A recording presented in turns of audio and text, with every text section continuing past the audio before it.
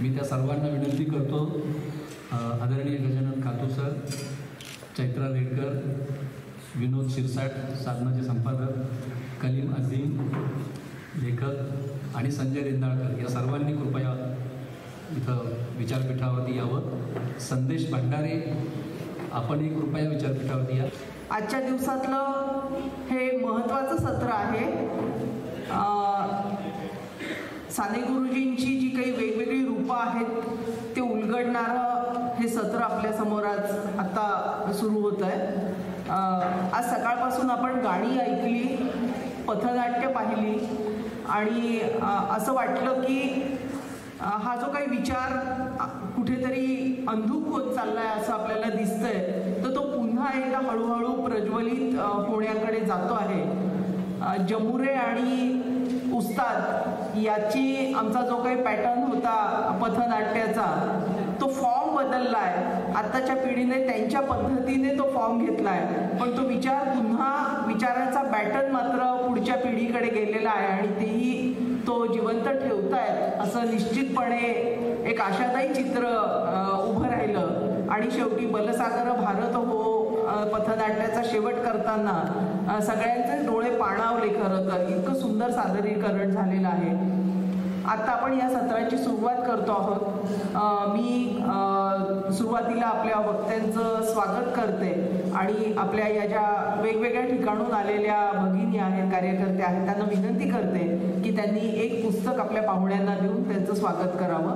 सर्वप्रथम रेखा चौधरी जी, जो कि गुजरात से आई हुई है, मैं उनसे विनती करती हूँ कि विनोद शिरसाट जी को जिसका स्वागत हो किताब देंगे. गोपुरी आश्रम कणकवलीहून आलेल्या अर्पिता मुंबरकर यांना विनंती करते की त्यांनी संजय रेंदाळकर यांचं स्वागत करावं. जगदीश खैरलिया यांना विनंती करते की त्यांनी चैत्रा रेडकर यांचं स्वागत करावं. आमच्या ताराताई मराठे यांना विनंती करते की त्यांनी कलीम अझीम यांचं स्वागत करावं. कार्यक्रमाचं सुरुवात करायला मी प्रास्ताविक करण्यासाठी विनंती करते अमोल आरोटे यांना. त्यांनी कार्यक्रमाचं प्रास्ताविक करावं. धन्यवाद ताई. खरं तर कार्यक्रमाचं प्रास्ताविक समजून घेणं मला खूप महत्त्वाचं वाटतं, कारण कार्यक्रम आपण का करत आहोत त्याचा उद्देश समजणं तितकाच गरजेचं आहे. खरं तर साने गुरुजी म्हटलं की आपल्या डोळ्यासमोर उभी राहते माऊली, आणि माऊली म्हटलं की माऊली आपल्याला ज्या पद्धतीने सांभाळून घेते आपल्या घरातली आई. मी बऱ्याच कॉलेजांमध्ये बऱ्याच महाराष्ट्रभर राष्ट्रसेवा दलाचा प्रशिक्षक म्हणून ज्यावेळेस फिरलो आणि साने गुरुजी हा शब्द जेव्हा जेव्हा उच्चारला तेव्हा नेहमी खरा तो एकच धर्म जगाला प्रेम अर्पावे इथपर्यंत साने गुरुजी पोहोचले काय असा नेहमी प्रश्न जाणवतो. पथनाट्यातून देखील तो सादर करण्याचा प्रयत्न आम्ही केला की त्या पलीकडेही साने गुरुजी आहेत. जे साने गुरुजी जाब विचारतात, जे साने गुरुजी प्रश्नांवरती बोलतात, जे साने गुरुजी ह्या देशातले प्रश्न घेऊन लढतात, मला वाटतं ते साने गुरुजी समजून घेणं फार गरजेचं आहे. म्हणजे साने गुरुजींची कोणती एक चौकट बनवून त्याच्याकडे न पाहता आज साने गुरुजींना चारही बाजूनी समजून घेणं गरजेचं वाटतं. त्यामुळे प्रास्ताविकेमध्ये मला हे सांगताना खूप महत्त्वाचं वाटतंय की गुरुजी एकच नाही आहेत, तर गुरुजींची वेगवेगळी रूपं आहेत. ती रूपं आजच्या ह्या संवादातून समजून घेणं खूप महत्त्वाची ठरणार आहे. आज आपल्याकडं सगळे मान्यवर अत्यंत छान आहेत, ज्यांची भाषणं आणि त्यांनी लिहिलेली पुस्तकं ह्या सगळ्या गोष्टींच्या बाबत आपण परिसंवाद करणार आहोत. प्रत्येकाचा विषय वेगवेगळा आहे, त्या विषयाला धरून आपण पुढे संवाद करणारच आहोत. फार काही मी प्रास्ताविक लांबवणार नाही, फक्त प्रास्ताविकेमध्ये एक गोष्ट फार महत्त्वाची नमूद करून मी थांबेन की गुरुजींचं कोणतं एक रूप नाही, गुरुजींची वेगवेगळी रूपं आहेत आणि ती वेगवेगळी रूपं समजून घेणं खूप महत्त्वाची आहे. गुरुजी फक्त खरा तो एकची धर्म यापुरते लिमिटेड नाही आहे, तर ते सेनानी गुरुजी देखील आहेत, स्वातंत्र्य सैनिक आहेत, अन्यायाला जाब विचारणारे गुरुजी आहेत आणि ज्या वेळेस आपल्याला न्याय मिळत नाही त्यावेळेस ठाण मांडून व्यवस्थेला प्रश्न करणारे देखील गुरुजी आहेत. ते हे गुरुजी समजून घेणं खूप गरजेचं आहे. त्यामुळे फार लांबवत नाही आणि या ठिकाणी थांबतो आणि माझं प्रास्ताविक थोडक्यात संपवतो. धन्यवाद. कार्यक्रमाच्या सुरुवातीलाच मी विनंती करते संजय रेंदाळकर यांना की त्यांनी यावं आणि साने गुरुजी 125 अभियानानिमित्त आपण कालपासून या साने गुरुजी स्मारक पुणे या वास्तूमध्ये आहोत आणि खूप उत्साही असा माहोल आपण या चौकोनात आपल्यासाठी तयार केलेला आहे. पण या चौकोनाच्या बाहेर गेल्यानंतर आपण जे पाहतोय आणि सातत्यानं या देशाच्या मॅपच्या आतमध्ये जो काही विचार करतोय, खरं तर त्याच्याही पलीकडे अखिल मानवजातीचा विचार करणारे असे विचारवंत किंवा आपल्या आपल्या चौकोनात काम करणारा एक माझ्यासारखा साधा कार्यकर्ता यांच्यामध्ये एक रेष पाळावी लागते. तेव्हा कुठेतरी मला असं वाटतं की विचारांचं, आचारांचं अधिष्ठान असणारी ज्या काही सगळ्या संस्था, संघटना किंवा जे काही छोटे मोठे समूह असतात त्यांचं नातं जुळायला सुरुवात होते. आणि मी या माणसाला यासाठी माझ्या आयुष्यामध्ये रोल मॉडेल म्हणून निवडलं कारण ही व्यक्ती स्वतःच्या आतमध्ये असलेल्या परिवर्तनावर जास्त विश्वास ठेवते आणि दुसऱ्या बाजूला माझ्यामध्ये जेव्हा परिवर्तन होतं तेव्हा मी जगामध्ये काय बदल घडवू शकतो याचं चित्र दिसायला सुरुवात होते. हे ठळकपणे दाखवणारा माणूस कोण असेल तर तो माझ्या आयुष्यामध्ये साने गुरुजी नावाचा माणूस. मी राष्ट्र सेवा दलामध्ये कधीतरी शालेय जीवनामध्ये सहभागी झालो म्हणून मला दिसला. मी हे इथं जाणीवपूर्वक का सांगणार आहे कारण आज जेवढे काही उरले सुरले सैनिक असतील, जी काही मंडळी साने गुरुजींच्या विचारावर प्रेम करत येत्या काळामध्ये आपल्या आयुष्याचा खूप महत्त्वाचा भाग या कामासाठी देणार असतील तर आपल्याला ही प्रोसेस समजून घ्यावीच लागेल. आज माझ्याकडे जो विषय आहे, आम्ही खरं तर ज्या 4 जणांच्याकडे पाहतोय वारिसर, एक तर ही मोठी मातबर मंडळी आहे, त्यांनी आपापल्या क्षेत्रामध्ये इतकं मोठं चिंतन करून ठेवलेलं आहे. जसं चैत्राताईंनी आम्ही जी सिरीज बनवली विचारधन मालिकेतली त्याचं दुसरं पुस्तक साने गुरुजींचं होतं आणि ताईंनी आम्हाला प्रस्तावना दिली. त्याचबरोबर मी साधनेमध्ये सतत विनोद सरांच्याकडे जातो आणि आता जीवनगाथा यायची होती अजून, पण त्यावेळेला मी आग्रह केला होता की ती तुम्ही का काढत नाही आहे. सर म्हणाले अरे ते खूप मोठं काम होणार आहे आणि त्याचं जे काही उभारणी करावी लागणार ती अगदी पैशापासून सगळीच होती, पण सर तुम्ही आमचा हट्ट पुरवला. त्याच्याबरोबर 1 वर्षभरामध्ये ते ह्या 125 निमित्त ते आलं आणि कलीमबाईंचं वाचन मी सगळं फेसबुकवर सतत करत असतो.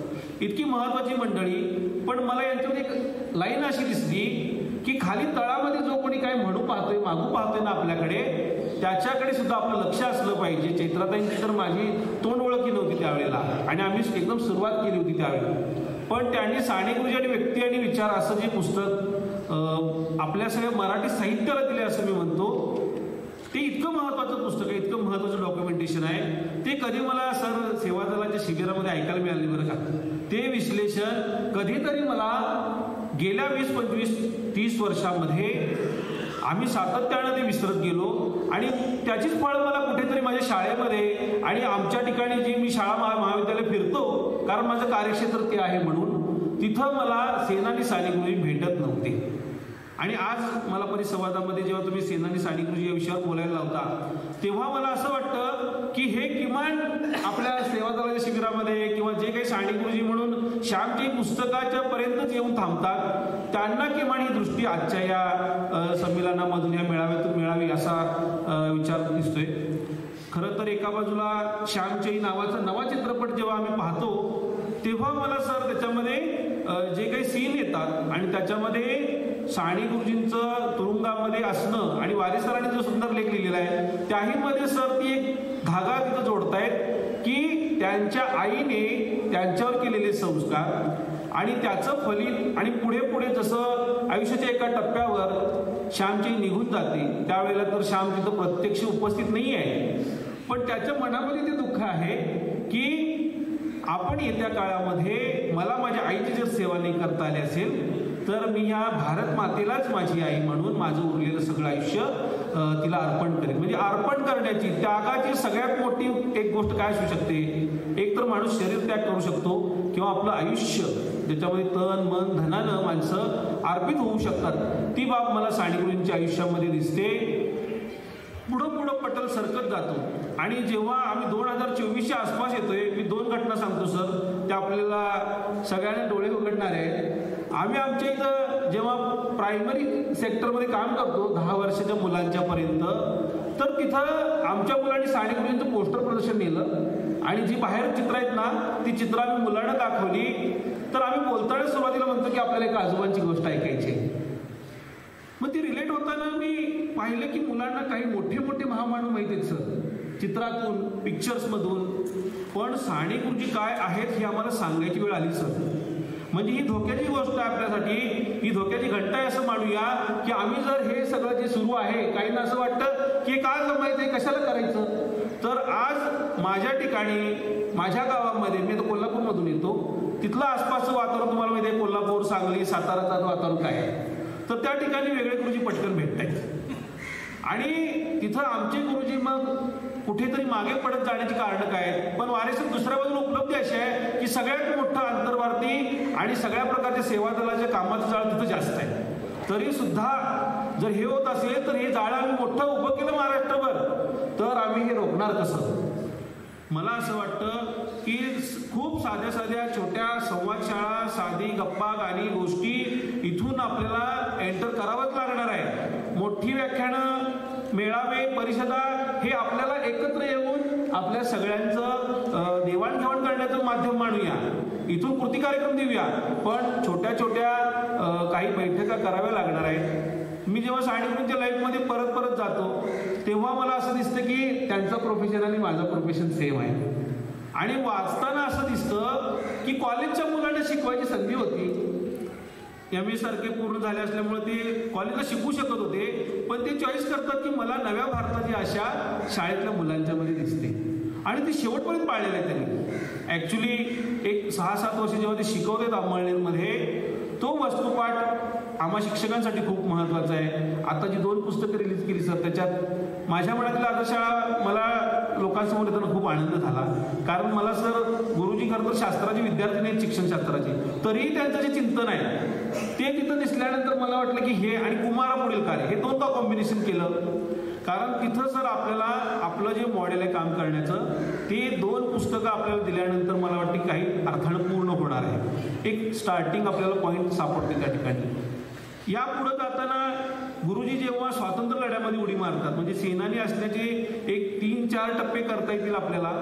स्वातंत्र्य लढ्यामध्ये सुद्धा साने गुरुजींनी 1942च्या आसपास आपण म्हणतो, पण गुरुजी ऑलरेडी 1931 साली आत एंटर होतात. आणि तिथून जी सगळी प्रोसेस होते, हेरंब कुलकर्णी सरांसारखे लेखक आपल्या महाराष्ट्रभर फिरून आता कितीतरी व्याख्यानं करतायत, तेही ही गोष्ट स्पष्टपणे त्यांच्या व्याख्यानात मांडतायत. कारण आम्ही आमच्याकडे 5 व्याख्यानं त्यांची घडवली. तर तिथं ते जाणीवपूर्वक सांगत होते 6-7 वर्षांचा कालावधी जेव्हा साने गुरुजींसारखी व्यक्ती तुरुंगवासामध्ये घालवते आणि त्यांचं नाव कुठंतरी इतिहासाच्या पुस्तकामध्ये एका दुसऱ्या पॅरेग्राफमध्ये येऊन जातं.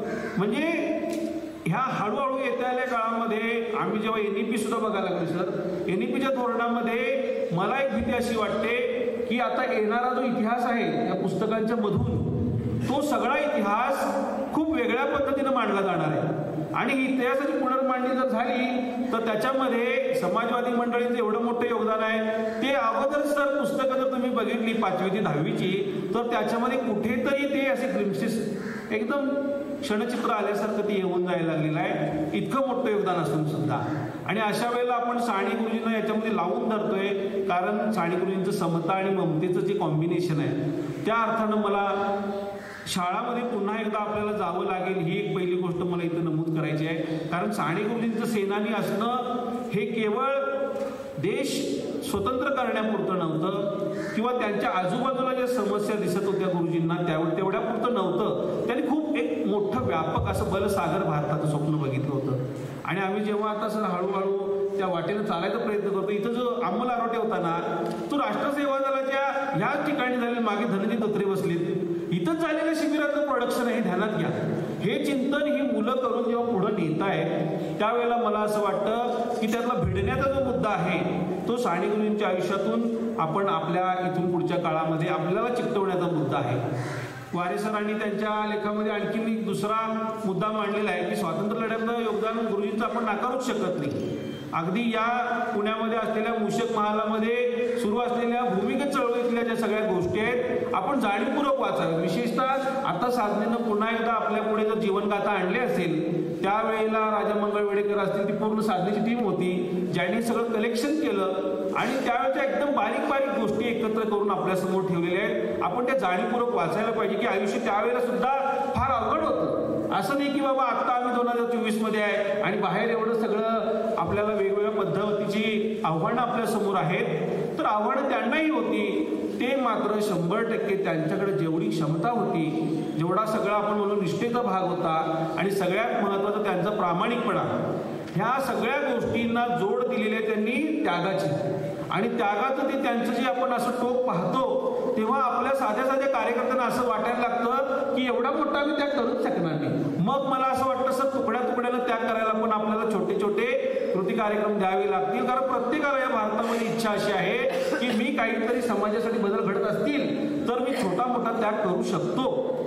मग ते कुठंतरी आपल्याला रस्त्याच्या बाहेर असलेल्या भिकाऱ्याला 1 रुपया देणारा माणूस ते अगदी आपल्या मोठ्या मोठ्या कार्यक्रमात मोठमोठ्या देणग्या देणारे लोक, यांची भावना काय आहे, कुठंतरी मी माझ्याकडील माझ्या सगळ्या काय म्हणूया जी संचित आहे त्याचा थोडा भाग मी देऊ शकतो. साने गुरुजी असंच आयुष्याच्या पुढच्या टप्प्यावर सरकत असताना जेव्हा स्वातंत्र्य लढ्यामध्ये साने गुरुजींचं रूप पाहतो, बरंचसं लाईफ जे आहे जेव्हा त्यांना लक्षात आलं की मोठ्या प्रमाणात मेळावे भाषणं सभा झाल्या तिथं अटक होण्याच्या शक्यता जेव्हा जास्त दिसल्या तेव्हा ते पुन्हा एकदा लोकांच्यात मिक्स होऊन लोकभाषेमध्ये अगदी मला वाटते काही ठिकाणी आपण जेव्हा पंढरपूरच्या सगळ्या सत्याग्रहाकडे जातो तर कीर्तनाच्या माध्यमातून ही सगळं साने गुरुजींनी ट्राय केलेलं आहे.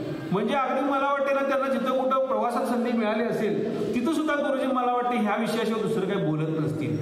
आणि साधारणपणे त्यांच्या आयुष्याच्या पटामध्ये मला सतत असं दिसत राहिलेलं आहे की मी कदाचित सेवा दलातला असेल म्हणून, पण त्यावेळेला राष्ट्रसेवा दलाचे सैनिक त्यांच्याबरोबर ज्या पद्धतीनं सोबत राहिले ते अगदी भूमिगीत चळवळीच्या सगळ्या प्रोसेसमध्ये आणि अगदी पंढरपूरच्या विठ्ठल मंदिराच्या महाराष्ट्र शाहीर नावाचं जे कलापथक होतं या सगळ्यामध्ये ते एक महत्त्व आपण सातत्यानं ध्यानात ठेवायला पाहिजे. पुढे जाताना जेव्हा अंमळनेर परिसरामध्ये गुरुजी शेतकरी आणि कामगार यांच्या प्रश्नावर वेगवेगळी आंदोलनं करतायत आणि त्यावेळेचं जे लिखाण आहे बरेचशा तारखा बघितल्या सर रेफरन्ससाठी तर 30, 31, 32 ही जी साधारणपणे या 1930, 31, 32ची अशी जी वर्ष आहेत ती सगळी वर्ष गुरुजी जेलमध्ये असल्याचा पिरियड आहे.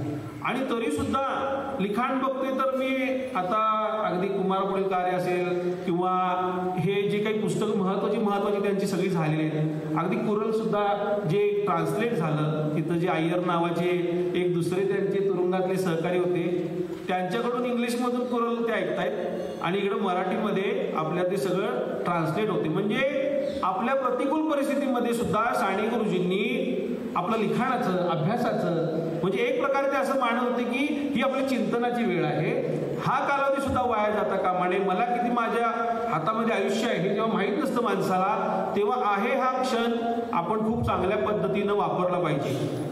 तुकारामांचा अभंग आहे रात्रंदिना महायुद्धाचा प्रसंग अंतर्बाह्य जग आणि मन. म्हणजे सेनानी असण्याचं एक आपल्याला ऑलरेडी एक काय सांगितलेलं आहे, एक क्रायटेरिया असं सांगितलेलंच आहे की तुम्हाला अंतर्बाह्य संघर्ष राहणार आहे. एक संघर्ष तुमचा जगाशी राहील, एक संघर्ष तुमच्या मनाशी राहील. त्यावेळेला मला साने गुरुजी ती कसोटी पूर्ण करताना दिसतात.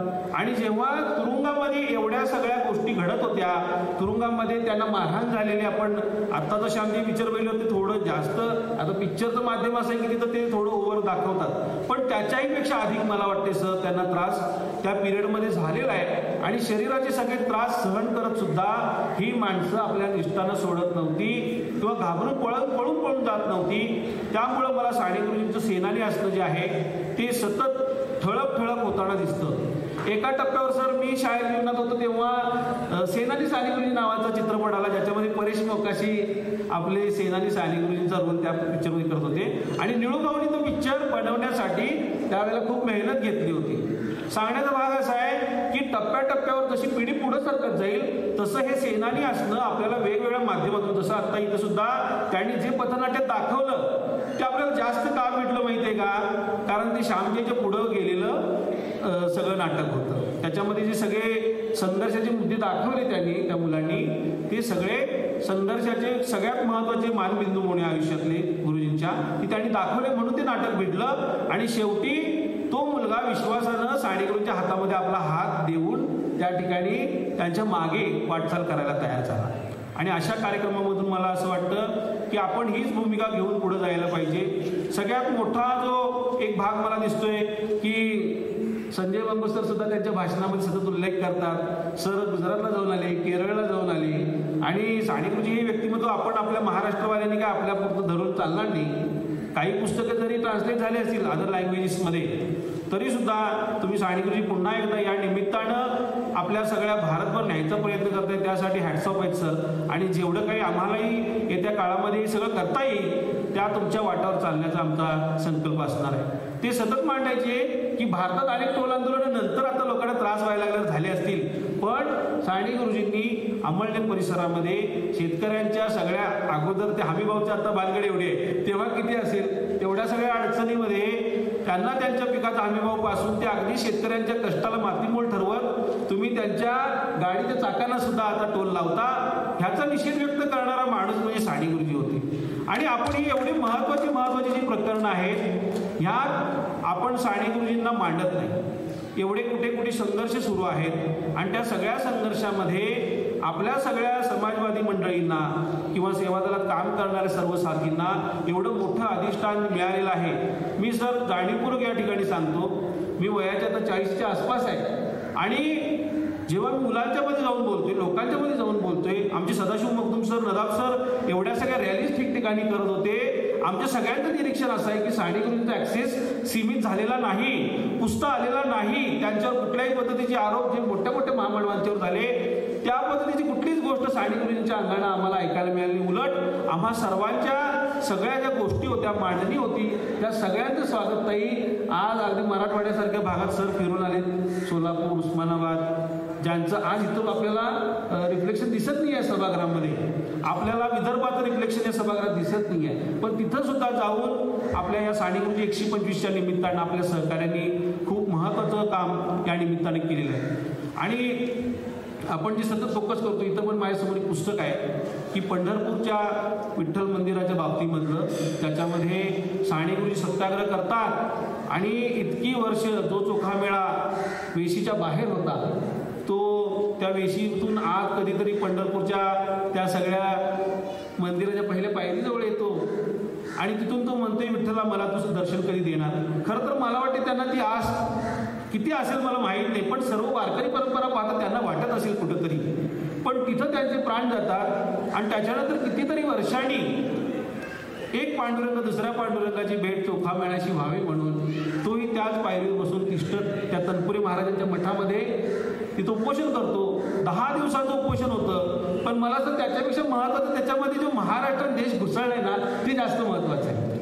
जे तुम्ही सुधा बोर्डांचं पुस्तक केलेलं आहे, सुधाताईंनी सुद्धा ते सगळं डॉक्युमेंटेशन छान केलं, ते पुस्तक आपण जरूर वाचूया, कारण ते वाचल्यानंतर समजतं की त्यावेळेला नुसतं साने गुरुजींनी इतर माध्यमं काय बोलत होती, त्यावेळेचे पेपर्स काय म्हणत होते, त्यावेळी जे काही मांडणी करणारे कलाकार होते ती कोणती भाषा बोलत होते, ह्या सगळ्या गोष्टी आपण त्या पंढरपूरच्या सत्याग्रह प्रकरणामध्ये समजून घ्यायला हवी. इथं एक सेवा दलानं पुस्तक रिलीज केले, हे जरूर सगळ्यांनी 5-5, 10-10 प्रती घेऊन जायला पाहिजे. आपण आपल्या शेजारी एवढी वाचनालय आहेत, काय जाऊन बघा तुम्ही, तिथं कळेल काय साहित्य पडायला लागले तिथं. आम्ही आमचं साहित्य पोहोचवणार नाही तिथं आणि म्हणणार क्रांती व्हायला पाहिजे, परिवर्तन व्हायला पाहिजे, साने गुरुजी पोहोचायला पाहिजे. काल एवढ्या पुस्तक मेळाव्यात गेलो आम्ही सर, तिथं साधनेचा स्टॉल होता, पण एवढ्या सगळ्या त्या महापुरामध्ये काही ना चालायचं सुद्धा जर कष्ट घ्यायचे नाही आहे तर ते पोहोचणार कसं मग. अशा परिस्थितीमध्ये मला वाटतं की आपणच आपल्या ठिकाणी जे काही करू शकतो, आता करतायत ते सुद्धा खूप आहे, पण तेवढ्यावर आपल्याला समाधानी राहून चालणार नाही. कारण हे जे महत्त्वाचं प्रकरण आहे की आपल्या या गाण्यामध्ये सुद्धा एक मुलगा करातोयची धर्म या ठिकाणी सादर करत होता, आपल्याला भरून येतं. किंवा शेवटच्या सीनमध्ये सुद्धा त्यांनी दाखवलं की गुरुजींच्या प्रयत्नामुळे विठ्ठल मंदिर खुलं झालं. काही जण आरोप करतात त्याच्यावर, खरं तर त्याचं सगळं विश्लेषण चैत्राताईंच्या पुस्तकामध्ये आहे की हे आणि कशाला तुम्ही उगाच लोकांना परत देवापुढं आणखीन आणून ठेवताय. आम्ही आमचे सगळे ज्या पद्धतीच्या नास्तिक अशा पद्धतीच्या मुवमेंट्स आहेत आपल्याकडं, किंवा काही अगदी टोकाचे पुरोगामी जे आहेत, तर ते संविधानातील श्रद्धा आणि उपासनेच्या अधिकाराच्या पलीकडे जाऊन थोडी मांडणी करत राहतात आणि आम्हाला परत तिकडे येऊ नका असं म्हणणारा एक गट आहे. आणि तिथं परत साने गुरुजी दिसत आहेत की जे समतेमध्ये जे काही भेदभाव सगळे नष्ट झाले पाहिजेत, त्याच्यातली एक बाब फक्त ते लावून धरतायत की तिथं आम्हाला प्रवेश नाही. वर्षानुवर्ष युगानुयुग तो प्रवेश तुम्ही टाळत आला आणि पिरियड 48चा आहे सर, स्वतंत्र झाल्यानंतरचा आहे. तर त्या सगळ्या पिरियडमध्ये साने गुरुजी एक महत्त्वाची गोष्ट मांडत होते की आपल्याला घटना नावाचं जे डॉक्युमेंट आहे हे कुठंतरी संविधान सभेमध्ये काही 250-300 लोकांनी बनवलं आणि ते लगेच इम्प्लिमेंट करायला गेल्यानंतर या भारत नावाच्या विशाल देशामध्ये ते सगळं सुरू होईल का, ते सगळं त्या क्षणाला ॲक्टिव्हेट होईल का? तर गुरुजींचं स्टेटमेंट असं आहे की घटना नावाची गोष्ट जरी प्रत्यक्षात आली तरी सुद्धा माणसाच्या मनात असलेले भेदभाव विषमता दूर करण्यासाठी आपल्याला त्या माणसांना थोडा वेळ द्यावा लागणार आहे आणि काही गोष्टी काही कायद्यानं पार पडतील, पण काही गोष्टी मात्र आपल्याला त्याच्या मनातून हळूहळू उन्नत स्थितीमध्ये न्यायचे. आणि म्हणून हरिनरके असे म्हणायचे की गांधी आणि आंबेडकर हे आधुनिक भारताचे 2 डोळे आहेत. यातला एक डोळा झाकून तुम्ही या भारताला पाहू शकत नाही किंवा भारतासाठी काही करायचं असेल तर तुम्ही करू शकणार नाही. आणि ती गोष्ट मला त्या ठिकाणी मला बरेच दिवस विचारत होते, कदाचित इथल्या अभ्यासकांनी त्याच्यावर प्रकाश टाकावा की त्या पिरियडमध्ये हे सगळं घडत असताना डॉक्टर बाबासाहेब आंबेडकर हयात होते, तर ते त्या गोष्टीकडे कसं बघत होते हे मला पण फार उत्सुकता आहे. काही माझे मित्र काल विचारत होते सर की ते सगळं घडत असताना गांधींचा विरोध झाला, ही गोष्ट आपण सुद्धा ठळकपणे मांडतो. काही जर असं म्हणजे ते कशाला वगैरे सांगतात त्याच्यामध्ये आणखी गैरसमज व्हायला. पण मला या ठिकाणी जर आपण या ठिकाणी काही जण सभागृहासमोर स्टेजवर सगळे अभ्यासक आहोत, ही गोष्ट आपण बोलायला पाहिजे. पुढचा टप्पा आपल्याला माहिती आहे की बाबासाहेब आंबेडकर हे एकत्र येऊन रिपब्लिकन पार्टी आणि सोशलिस्ट पार्टी एकत्र करून काही कॉम्बिनेशन देऊ बघणार होते, पण त्यावेळेला बाबासाहेबांनी जाण्यानंतर ती गोष्ट झाली नाही. पण साने गुरुजींचं सेनानी असणं ह्या वेगवेगळ्या टप्प्यावर आम्ही जेव्हा पाहतोय तेव्हा मला एकच कळतं की आपल्या पूर्ण शक्तीनिशी आपल्या सगळ्या म्हणण्यामागं संघटनेचं सामर्थ्य उभं करत आपल्याला समोरच्या प्रश्नाला प्रामाणिकपणे भिडायचं आहे. सर्वोदयाचं जे काही आंदोलन आपण म्हणतो, आता आपल्याकडे जी अवस्था आहे त्याच्यामध्ये जेपींच्या आंदोलनाला सर 50 वर्ष पूर्ण झाली यावर्षी बरोबर, जी संपूर्ण क्रांतीचं आंदोलन. ही सगळी माणसं त्या पिरियडमध्ये जेपींच्या आणि साने गुरुजींच्या जर भेटी आपण आठवल्या, याच पुण्यामध्ये जेव्हा गांधींचा फोन होतो तेव्हा जेपी या ठिकाणी 20 दिवसाचं उपोषण करतात. त्यांचं रक्षण करायला सगळी सेवादलाची मंडळी होती, तो फोटो उपलब्ध आहे. त्याच्यामध्ये साने गुरुजी आणि सगळी जी मंडळी आहे ही सगळी व्यथित होऊन जेव्हा स्वतःसाठी आत्मक्लेश म्हणून ते पुन्हा या गोष्टी करतात. सेनानी असल्याचा मुद्दा फक्त लोकांना कलेक्ट करून लोकांना या मोठ्या समूहामध्ये वेगवेगळ्या प्रश्नांना भेटण्यासाठी रस्त्यावर आणि इतपतच नाही आहे, तर त्यांना त्याच्या पुढे जगण्याच्या सुद्धा प्रोसेसमध्ये आपल्याला लढाई करावी लागते. रोजच्या जगण्यामध्ये स्वतःशी लढाई करावी लागते. ह्या दोन्ही बाबतीमध्ये साने गुरुजींना आपल्यासोबत न्यावं लागणार आहे. मी माझ्या मांडणीचा शेवट करताना एक जी ओळ आहे खरातेवची धर्मामध्ये ते खूप महत्त्वाची ओळ येते आणि ती एक ओळ तरी सर आज आपण असं म्हणूया की इथून पुढच्या पिढ्यांना समजली की धर्मनिरपेक्षतेचं मूल्य सांगितलेलं आहे की जयाला धर्म जो प्यारा, जयाला देव जो प्यारा, तयानी प्रेममय व्हा. तुमचा देव, तुमचा धर्म तुम्ही तुमच्या घराच्या चौकटीमध्ये तुमच्या पद्धतीनं काही सेलिब्रेशन केलं चालेल, पण कुठल्याही प्रकारचं शक्ती प्रदर्शन करत रस्त्यावर येऊन जे काही आता सुरू झालेलं आहे ह्या सगळ्या गोष्टी एक लेखक एक संहिता घालू पाहतो आणि ती सगळी संहिता आपण पाळण्याचा आयुष्यभर प्रयत्न करूया. कारण सतत सेनानी असणं, सतत संघर्षात असणं हे सगळ्या माणसांना परवडत नाही. संघर्ष कशासाठी आहे? शांत आणि समृद्ध जगण्याकडे जायचा रस्ता आहे. पण त्यासाठी जेव्हा जेव्हा संघर्ष करायची वेळ येते त्यावेळेला आम्ही तयार असलं पाहिजे की नाही, ती गोष्ट तयार करण्यासाठी संघर्ष आहे. या दिशेला जायला पाहिजे, नाही तर सर आपल्यापासून लोक लांब लांब राहणार. हे येतात मोर्चे काढा म्हणतात, हे म्हणतात विरोध करा म्हणतात, मग आम्ही कधी आनंद घ्यायचा? आयुष्याचा आनंद म्हणून तर वारे सर असतील, इथं शरद कदम असतील, बरीच मंडळी आनंदी समाज ह्या कन्सेप्टला जेव्हा पुढे आणतायत, सर आपलं येत्या काळातलं सेनानी असणं हे संविधानातल्या चौकटीतलं किंवा साने गुरुजींच्या भरसागर भारताच्या चौकटीतलं जे काय आपण म्हणूया नवा भारत उभा करायचा आहे तो तिथं आहे. समूहाच्या स्तरावर संविधानाचं इम्प्लिमेंटेशन आणि वैयक्तिक स्तरावर त्यासाठी डॉक्टर नरेंद्र दाभोळकरांच्या पासून पानसरे असतील, कलबुर्गी असतील किंवा गौरी लंकेश सारखी सगळी मंडळी शहीद झालेली आहेत. त्यांनी वैयक्तिक स्तरावर माणसांना आपल्या आयुष्यात विवेक आणायचा आहे आणि मोठ्या स्तरावर सार्वजनिक स्तरावर संविधानाचं इम्प्लिमेंटेशन व्हायला पाहिजे. हा जो पट आहे या ठिकाणी यामध्ये आपल्या सगळ्या आंदोलनामध्ये, संघर्षामध्ये, आपल्या मांडणीमध्ये आपण साने गुरुजींना मध्यवर्ती ठेवूया. साहजिकच त्यांचे आपण असं म्हणून मांडणारे गांधी आणि बुद्ध या सगळ्या दिशेनं आपण जायला लागणार आहे. आपण सर्वजण माझी मांडणी ऐकलात. थँक्यू. धन्यवाद संजय. साने गुरुजींची पुस्तकं आणि हे जे साहित्य आहे हे खरोखरच समाजातल्या वेगवेगळ्या स्तरांपर्यंत पोहोचवणं हे आपलं काम आहे. आणि साने गुरुजींच्या साहित्याला एक वेगळा आयाम आहे, त्याला ॲक्सेप्टन्स आहे सगळ्या वर्गामध्ये. हे तुमचं म्हणणं अगदी मान्य आहे, योग्य आहे. एक छोटासा प्रसंग सांगते. अगदी मागच्या 2 महिन्यापूर्वी एका जैन समाजामधल्या एका मुलीचा मला फोन आला की जी गरोदर होती आणि तिने मला सांगितलं की मला ताई श्यामची आई हे पुस्तक पाहिजे. तिला कुणीतरी असं सांगितलं की श्यामची आई हे पुस्तक जर वाचलं तर गर्भावर चांगले संस्कार होतील.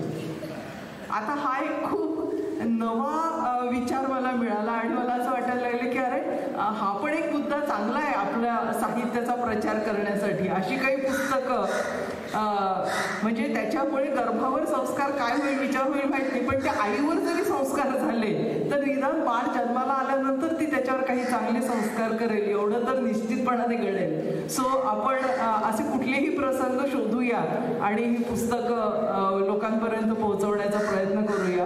आणि या पुस्तकांसाठी याचे सगळी पुस्तकं उपलब्ध होतील याच्यासाठीची संधी आपल्याला जर कोणी देऊ शकत असेल तर ते साधना प्रकाशन